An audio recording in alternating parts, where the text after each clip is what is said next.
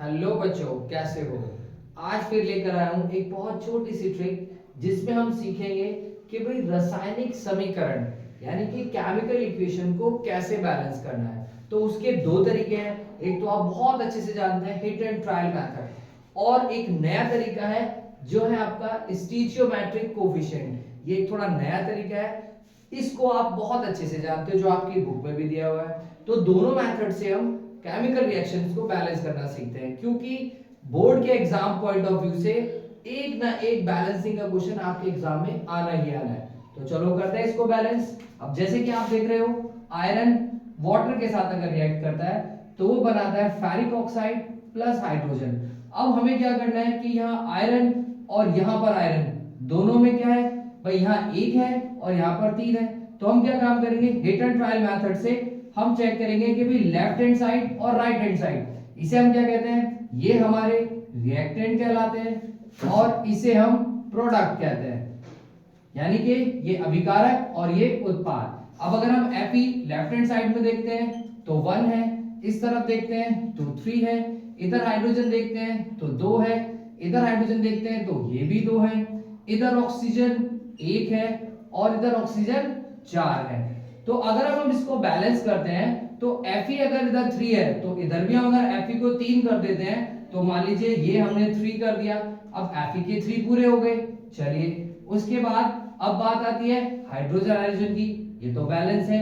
अब बात आती है यहाँ ऑक्सीजन की, इधर ऑक्सीजन कितने हैं 4 और इधर कितने हैं 1। तो हम क्या काम करेंगे, हम ये 4 यहाँ लगा देंगे। अब 4 इधर लगाने से ऑक्सीजन के 4 पूरे और इधर ऑक्सीजन के 4 पूरे, यानी कि ये और ये दोनों बराबर। अब बात आती है हाइड्रोजन बैलेंस करने की, तो हाइड्रोजन बैलेंस भाई 4 दूनी 8 हो गए।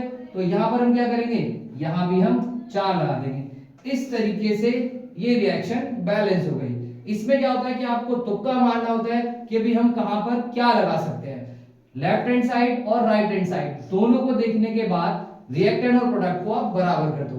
अब हम इस मेथड में चलते हैं। ये भी एक मेथड है जिसमें आपको क्या करना पड़ेगा कि इस रिएक्शन में आपको छोटे छोटे कोफिशिएंट लगाने पड़ेंगे।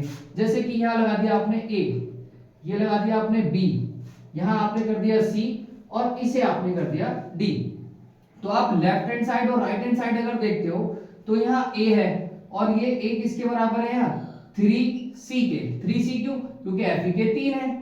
अच्छा इधर B कितना है, 2 है और इधर B कितना है, यानी कि ये D। इसके जैसे D की बात करें तो यहाँ पर भी ये कितना हो गया 2D।